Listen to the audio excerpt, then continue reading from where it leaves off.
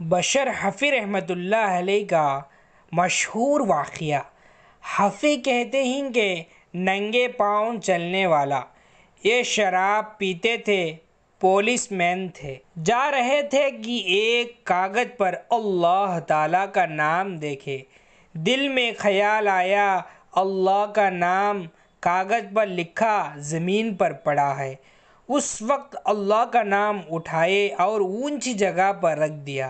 اس وقت اللہ تعالیٰ نے الہام فرمایا، اے میرے پیارے، تو نے میرا نام کو اپنے پاؤں سے اٹھا کر سر پر پہنچایا، میں تمہارے نام کو فرش سے اٹھا کر عرش تک پہنچاؤں گا۔